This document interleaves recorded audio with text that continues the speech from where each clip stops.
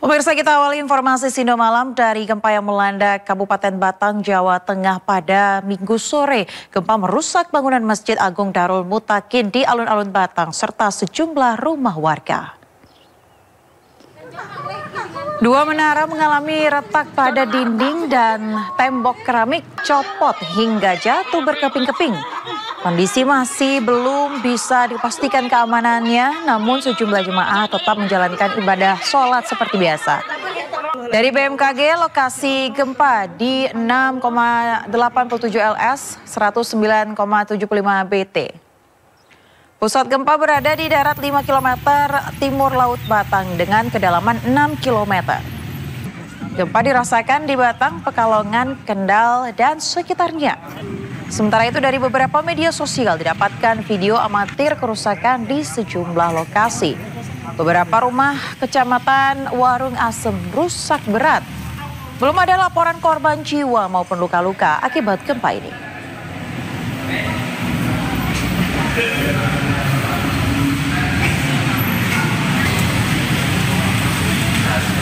Pemirsa, Gunung Lewotobi laki-laki di Kabupaten Flores Timur, Nusa Tenggara Timur kembali erupsi. Masyarakat dihimbau tidak melakukan aktivitas dalam radius 3 km dari pusat erupsi gunung. Gunung Lewotobi laki-laki erupsi dengan tinggi kolom abu mencapai 1000 meter dari puncak gunung. Kolom abu teramati condong ke arah barat daya dan barat.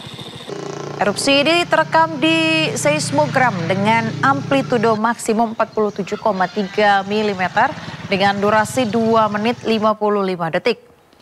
Hujan abu erupsi Gunung Lewotobi laki-laki masuk ke permukiman warga. Warga pun diminta waspada karena saat ini status Gunung Lewotobi memasuki status level 3 atau siaga. Hujan abu, hujan pasir mungkin sekitar 9 gitu. Hujan pasir dengan gemuruh, mungkin beberapa kali gemuruh. Mungkin sekitar 5 menit begitu waktu. Jeda waktunya mungkin sekitar 5 menit. Mungkin abu vulkanik sini, mungkin dampaknya sini banyak anak-anak yang mencret. Orang tua ada yang sesak napas karena memang debu pasir, abu vulkanik ini. Pemirsa, sedikitnya 7 orang tewas akibat longsor yang terjadi di sebuah tambang emas ilegal di Bone Bolango, Gorontalo. Hingga kini tim SAR gabungan terus melakukan upaya pencarian pada korban yang diduga masih tertimbun. Longsor menerjang tambang emas ilegal yang terletak di Desa Tulabolo, Kecamatan Suwawa Timur, Kabupaten Bone Bolango, Gorontalo.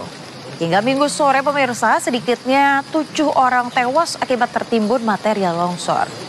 Pasca mendapat laporan, tim SAR gabungan langsung menggelar upaya pencarian pagi di lokasi kejadian. Dalam upaya itu, 6 pekerja tambang ditemukan dalam kondisi meninggal dunia.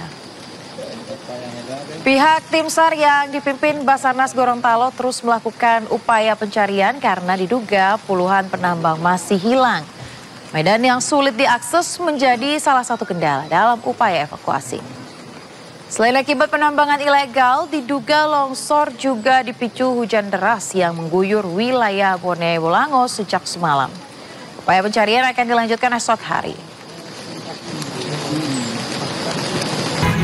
Pemirsa, lokasi hajatan pernikahan sejoli di Kecamatan Gegesik, Kabupaten Cirebon, Jawa Barat terendam banjir. Meski demikian, mempelai pria dan wanita tetap nampak romantis di atas pelaminan.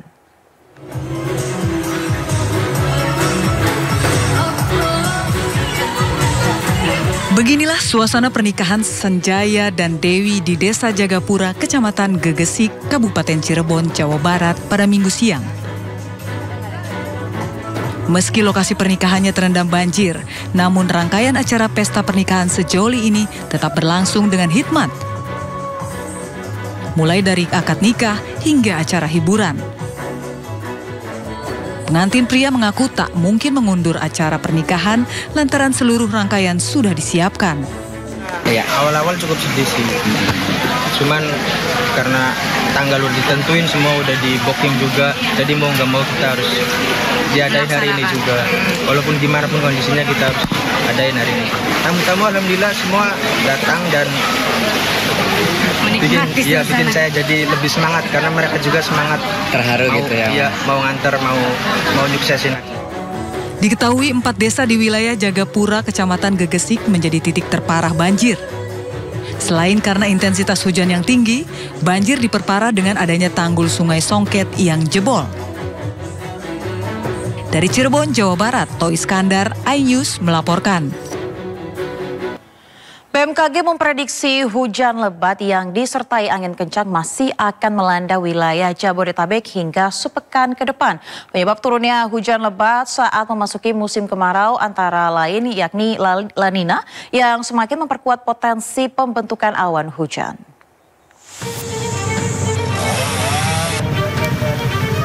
Hujan deras yang disertai dengan angin kencang melanda Jakarta dan sekitarnya dalam beberapa hari terakhir.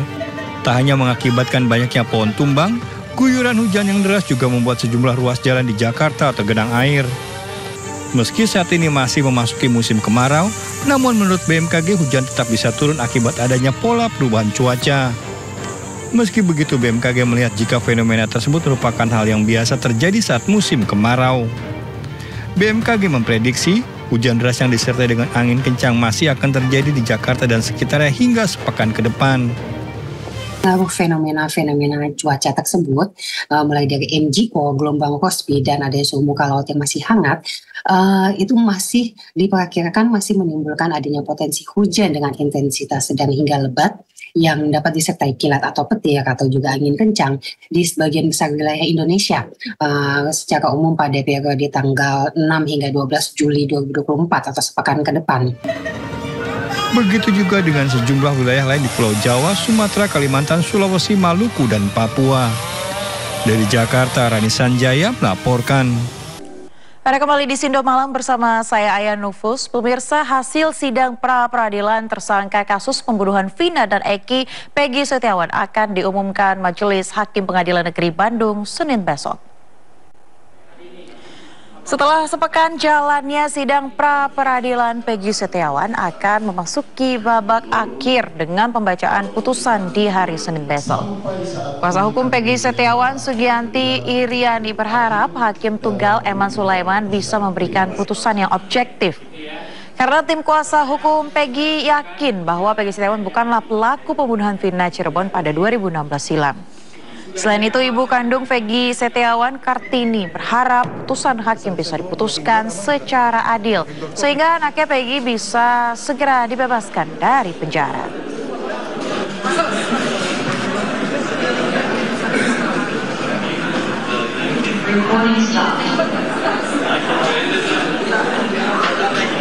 Ya, sementara itu pemirsa, jelang pembacaan putusan pra-peradilan Peggy Setiawan Senin besok, ibunda Peggy yakni Majelis Hakim akan mengabulkan seluruh permohonan. Sementara terkait kondisi Peggy, ibunda menyebut anaknya dalam kondisi sehat dan rutin melaksanakan ibadah puasa sunnah. Ya, harapan saya sih semoga dikabulkan semua permohonan supaya Peggy cepat dibebaskan.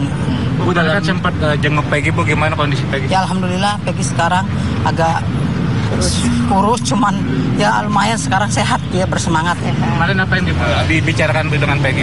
Ya biasa, hanya memberi support biar Peggy kuat, itu aja. Ada yang disampaikan Peggy kepada Ibu kemarin? Ya Peggy cuman mengucapkan terima kasih. Terima kasih aja gitu. Jadi kalau Peggy itu setiap hari Senin, Kamis ya Bu ya, itu rajin puasa. Bahkan terima kasih kami atas nama keluarga, tim kuasa hukum kepada petugas kepolisian yang suka membantu Peggy memberikan sahur.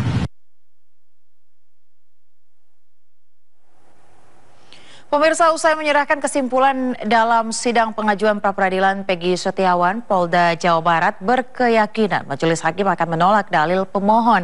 Sementara itu terkait penetapan tersangka, Polda Jabar menyebut telah melaksanakan tugas sesuai dengan ketetapan hukum. Ya, semua dalil-dalil yang disampaikan oleh para pemohon tentunya setelah kita kaji semuanya ya untuk kami tolak begitu ya. Berapa disampaikan kembali Pak dari Bapak? Boleh sedikit. Totalnya ada berapa? 12 halaman.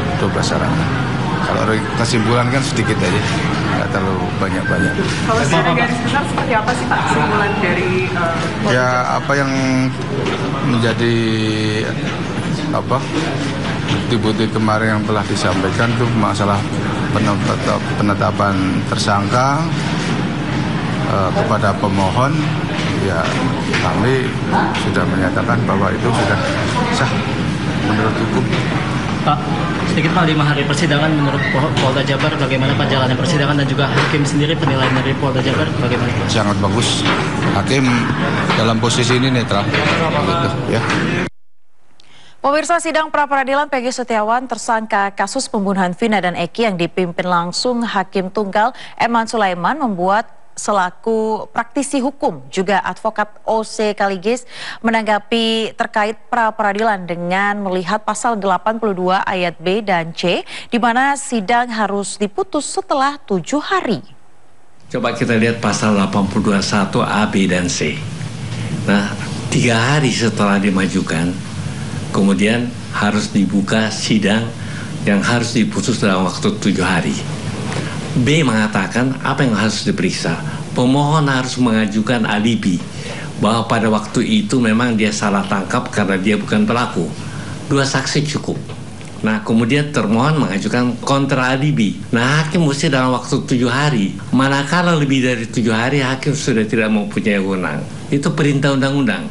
Mengabaikan perintah undang-undang adalah kejahatan jabatan. Sementara itu, sidang pra-peradilan tersangka kasus pembunuhan Vina dan Eki Peggy Setiawan telah bergulir dan mendekati tahap akhir. Kuasa hukum Peggy, pemirsa, dan juga tim hukum Polda Jawa Barat saling beradu argumentasi melalui pembuktian dari saksi yang dihadirkan.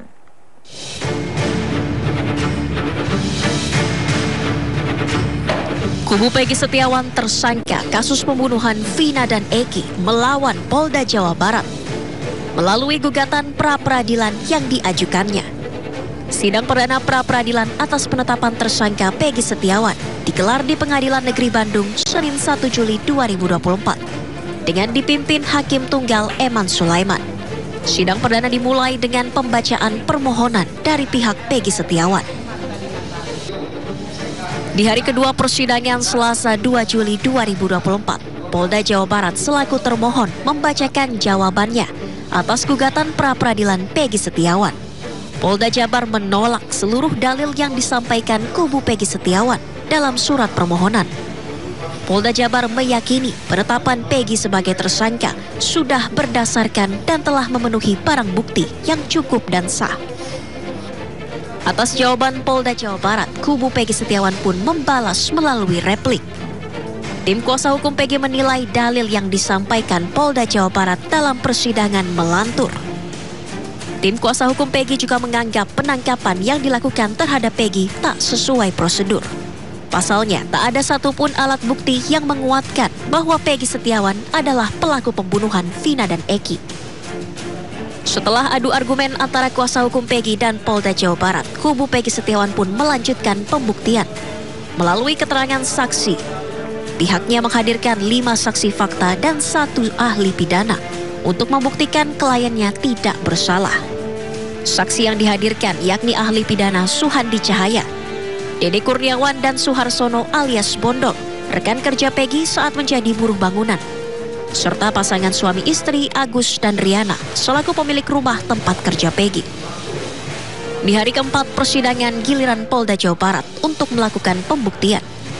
Pihaknya menghadirkan 1 saksi ahli hukum pidana, Agus Surodo. Dalam kesaksiannya, ahli pidana Universitas Pancasila ini menyatakan bahwa penetapan seseorang sebagai tersangka tak memerlukan surat panggilan, apalagi jika tersangka masuk dalam DPO. Tim Liputan iNews melaporkan. Sementara itu, pemirsa, Lembaga Bantuan Hukum Padang meyakini terdapat unsur penganiayaan pada kasus tewasnya Afif Maulana di Jembatan Kuranji, Kota Padang. Sementara itu, Polda Sumatera Barat menyatakan tetap bekerja pada kasus kematian Afif.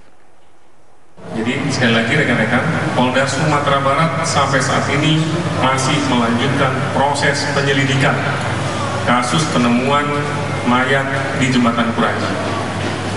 Dan kasus yang diduga pelanggaran oleh anggota di Polsek Kuranji. ya, jadi masih melanjutkan kasus tersebut. Ya, sampai saat ini pihak dari Polrestra selaku penyidik masih tetap mencari, ya, masih tetap mencari saksi-saksi yang bisa kita lakukan pemeriksaan, yang bisa memberikan keterangan kuat sebenarnya Afif ini meloncat atau tidak, ya, termasuk dari pihak-pihak lain, termasuk dari LBH juga kita minta kalau memang ada saksi baru silakan dihadirkan ke Polda. Jadi memang kami melihat dari foto korban, ini pengalaman kami dalam menangani kasus-kasus penyiksaan oleh kepolisian, memang di tubuh korban itu kan tidak bisa dibohongi ada tanda-tanda kekerasan. Dan kemudian kami juga bertemu dengan saksi-saksi lainnya, anak-anak itu ada tanda-tanda kekerasan juga yang muncul di tubuh mereka dengan berbagai bentuk. Nah, tentu itu meyakinkan kami ada tindakan penyiksaan yang mereka rasakan. Ketika kami menanyakan siapa yang diduga melakukan itu, mereka mengatakan bahwa ada kepolisian dan waktu itu memang sudah dikonfirmasi oleh penyidik ada patroli dari tim Sabara Polda Sumbar begitu. Kami sempat bertemu dengan saksi A dan kami merekam pembicaraannya, kami sempat bertemu lalu kemudian kami membuat surat pernyataan atas pernyataannya itu dan tidak ada informasi waktu itu yang diberikan ke kami, yang diinformasikan sempat dia ayo kita lari bang, begitulah, apakah kita mau loncat atau apa gitu, ada pembicaraan seperti itu.